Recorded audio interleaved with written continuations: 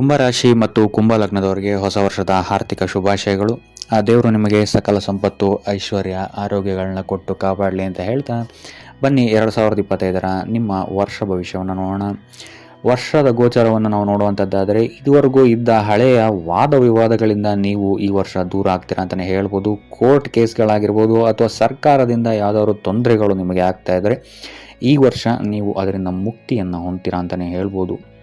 ಯಾವುದೇ ರೀತಿಯಾದಂತಹ ದೊಡ್ಡ ಸಮಸ್ಯೆಗಳಿಂದ ನೀವು ಈ ವರ್ಷ ಮುಕ್ತಿಯನ್ನು ಪಡಿತೀರಾ ಅಂತಲೇ ಹೇಳ್ಬೋದು. ಇನ್ನು ಆರೋಗ್ಯ ವಿಚಾರಕ್ಕೆ ಬರುವಂಥದ್ದಾದರೆ, ಆರೋಗ್ಯ ವಿಚಾರದಲ್ಲಿ ನೀವು ಸ್ವಲ್ಪ ಗಮನವನ್ನು ವಹಿಸಬೇಕಾಗತ್ತೆ ಈ ವರ್ಷ.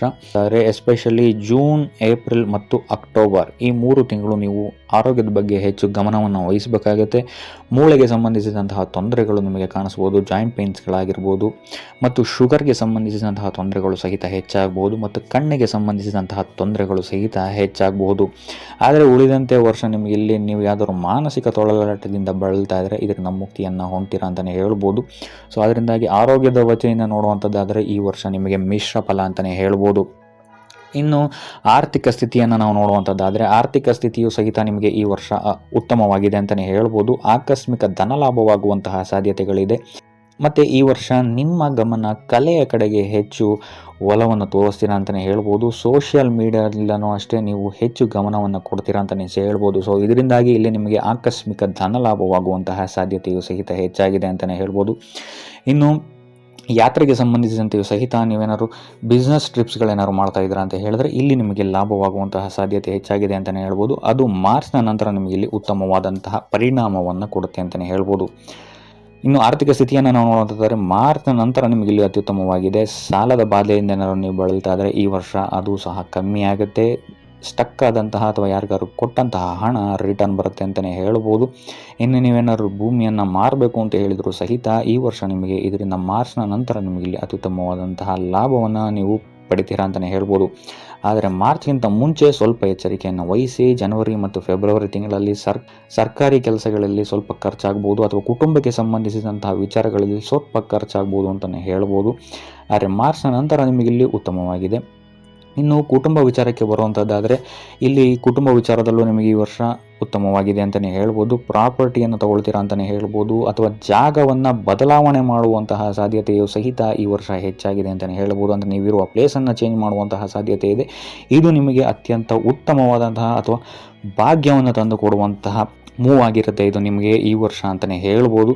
ಇದಲ್ಲದೆ ಮನೆಯಲ್ಲಿ ಮಂಗಳ ಕಾರ್ಯಗಳು ಸಹಿತ ನಡೆಯುವಂತಹ ಸಾಧ್ಯತೆ ಹೆಚ್ಚಾಗಿದೆ. ಇನ್ನು ಸಂತಾನದ ವಿಚಾರಕ್ಕೆ ಬರುವಂಥದ್ದಾದರೆ, ನಿಮ್ಮ ದೊಡ್ಡ ಮಕ್ಕಳಿಂದ ಈ ವರ್ಷ ನಿಮಗೆ ಸ್ವಲ್ಪ ತೊಂದರೆಗಳು ಹೆಚ್ಚಾಗುತ್ತೆ ಅಂತಲೇ ಹೇಳ್ಬೋದು. ಅವ್ರ ಜೊತೆ ವಾದ ವಿವಾದಗಳಾಗ್ಬೋದು. ಯಾವ ವಿಚಾರದಲ್ಲಿ ಅಂತ ಹೇಳಿದ್ರೆ, ಅವರು ಓದ್ತಾ ಇರುವಂತಹ ಫೀಲ್ಡ್ ಚೇಂಜ್ ಮಾಡುವಂಥದ್ದಾಗಿರ್ಬೋದು, ಅಥವಾ ಮನೆಯಿಂದ ದೂರ ಉಳಿಯುವಂತಹ ನಿರ್ಧಾರಗಳು ನಿಮ್ಮನ್ನು ಇಲ್ಲಿ ಸ್ವಲ್ಪ ವಾದ ವಿವಾದಕ್ಕೆ ತಳ್ಳಬಹುದು ಅಂತಲೇ ಹೇಳ್ಬೋದು. ಸೊ ಇದನ್ನು ಹೊರತುಪಡಿಸಿದರೆ ಇಲ್ಲಿ ನಿಮಗೆ ಉಳಿದಂತೆ ಉತ್ತಮವಾದಂತಹ ಫಲವನ್ನು ನೀವು ನೋಡ್ತೀರಾ ಅಂತಲೇ ಹೇಳ್ಬೋದು. ಇನ್ನು ದಾಂಪತ್ಯ ಜೀವನವನ್ನು ನಾವು ನೋಡುವಂಥದ್ದಾದರೆ, ದಾಂಪತ್ಯ ಜೀವನದಲ್ಲಿ ಇಲ್ಲಿ ನಿಮಗೆ ಸೂರ್ಯನಿಂದ ಅತ್ಯಂತ ಹೆಚ್ಚು ಲಾಭವನ್ನು ನೀವು ಪಡಿತೀರಾ ಅಂತಲೇ ಹೇಳ್ಬೋದು.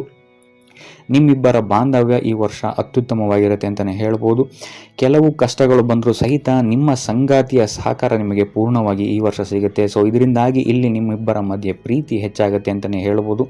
ಇನ್ನು ಇದಲ್ಲದೆ ನಿಮ್ಮ ಸಂಗಾತಿಯೊಂದಿಗೆ ವಿದೇಶಿ ಯಾತ್ರೆ ಮಾಡುವಂತಹ ಯೋಗವು ಸಹಿತ ಈ ವರ್ಷ ಇದೆ ಅಂತಲೇ ಹೇಳ್ಬೋದು.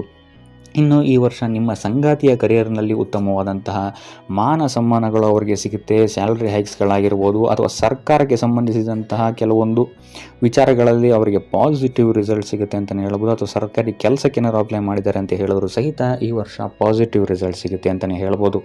ಇನ್ನು ಏನಾದ್ರು ನಿಮ್ಮ ಸಂಗಾತಿ ಹೌಸ್ ವೈಫ್ ಆಗಿದ್ದರೆ ಅವರ ಇಂಟ್ರೆಸ್ಟ್ ರಾಜಕೀಯದಲ್ಲಿ ಅಥವಾ ಸಾಮಾಜಿಕ ವಿಚಾರಗಳಲ್ಲಿ ಹೆಚ್ಚು ಗಮನವನ್ನು ಈ ವರ್ಷ ವಹಿಸ್ತಾರೆ ಅಂತಲೇ ಹೇಳ್ಬೋದು. ಇದಲ್ಲದೆ ನಿಮ್ಮ ಸಂಗಾತಿ ಈ ವರ್ಷ ತುಂಬ ಆ್ಯಕ್ಟಿವ್ ಆಗಿರ್ತಾರೆ ಅಂತಲೇ ಹೇಳ್ಬೋದು. ಇನ್ನು ನೀವೇನಾದರೂ ಸಿಂಗಲ್ ಆಗಿದ್ದೀರಾ ಅಂತ ಹೇಳಿದ್ರು ಸಹಿತ ಈ ವರ್ಷ ನಿಮಗೆ ಮದುವೆಯ ಯೋಗವು ಸಹಿತ ಇದೆ ಅಂತಲೇ ಹೇಳ್ಬೋದು. ನೀವು ಇಷ್ಟಪಟ್ಟಂತಹ ಸಂಗಾತಿ ನಿಮಗೆ ಸಿಗುವಂತಹ ಸಾಧ್ಯತೆ ಇದೆ. ಇದು ನಿಮಗೆ ಮಾರ್ಚ್ನ ನಂತರ ಉತ್ತಮವಾದಂತಹ ಆಪರ್ಚುನಿಟೀಸ್ಗಳು ನಿಮ್ಮ ಹತ್ರ ಬರುತ್ತೆ ಅಂತಲೇ ಹೇಳ್ಬೋದು. ಇನ್ನು ವ್ಯಾಪಾರಕ್ಕೆ ಸಂಬಂಧಿಸಿದಂತೆ ಜನವರಿಯಿಂದ ಹಿಡಿದು ಮಾರ್ಚ್ ತನಕ ಸ್ವಲ್ಪ ತೊಂದರೆಗಳನ್ನು ನೀವು ಎದುರಿಸಬೇಕಾಗತ್ತೆ. ಜಾಬ್ನಲ್ಲಿ ಆಗಿರ್ಬೋದು ಅಥವಾ ವ್ಯಾಪಾರದಲ್ಲಿ ಆಗಿರ್ಬೋದು, ಸ್ವಲ್ಪ ವಾದ ವಿವಾದಗಳು ಹೆಚ್ಚಾಗ್ಬೋದು ಇರುವಂತಹ ಸ್ಥಳದಲ್ಲಿ. ಜನವರಿಯಿಂದ ಮಾರ್ಚ್ವರೆಗೂ ನೀವು ಹೆಚ್ಚು ತಾಳ್ಮೆಯನ್ನು ವಹಿಸಬೇಕಾಗುತ್ತೆ. ವ್ಯರ್ಥ ವಾದ ವಿವಾದಗಳು ಹೆಚ್ಚಾಗ್ಬೋದು ನಿಮ್ಮ ಕೆಲಸದಲ್ಲಾಗಿರ್ಬೋದು ಅಥವಾ ನಿಮ್ಮ ವ್ಯಾಪಾರದಲ್ಲೇ ಆಗಿರ್ಬೋದು. ಇಲ್ಲಿ ಖರ್ಚು ಸಹಿತ ಸ್ವಲ್ಪ ಜಾಸ್ತಿ ಆಗುವಂತಹ ಸಾಧ್ಯತೆ ಇದೆ ಅಂತಲೇ ಹೇಳ್ಬೋದು. ನೀವು ಮಾಡುವಂತಹ ಶ್ರಮಕ್ಕೆ ತಕ್ಕ ಪ್ರತಿಫಲ ನಿಮಗೆ ಮಾರ್ಚ್ ತನಕ ಸಿಗಲ್ಲ ಅಂತಲೇ ಹೇಳ್ಬೋದು.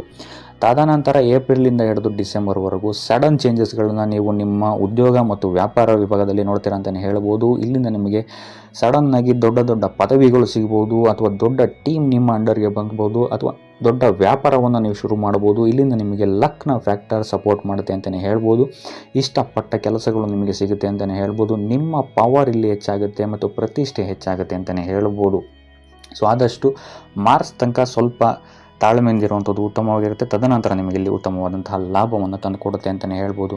ಇನ್ನು ಸೂರ್ಯನ ಗೋಚರ ನಿಮಗಿಲ್ಲಿ ಯಾವುದೇ ರೀತಿಯಾದಂತಹ ಸರ್ಕಾರಿ ಯೋಜನೆಗಳಿಂದ ಲಾಭವನ್ನು ತಂದುಕೊಡಬಹುದು. ಅದಲ್ಲದೆ ನಿಮ್ಮ ತಾಯಿ, ತಂದೆ ಅಥವಾ ಅಣ್ಣನ ಕಡೆಯಿಂದ ಯಾವುದಾದ್ರೂ ನಿಮಗೆ ಲಾಭವನ್ನು ಸಹಿತ ಈ ಗೋಚಾರ ತಂದುಕೊಡ್ಬೋದು ಅಂತಲೇ ಹೇಳ್ಬೋದು.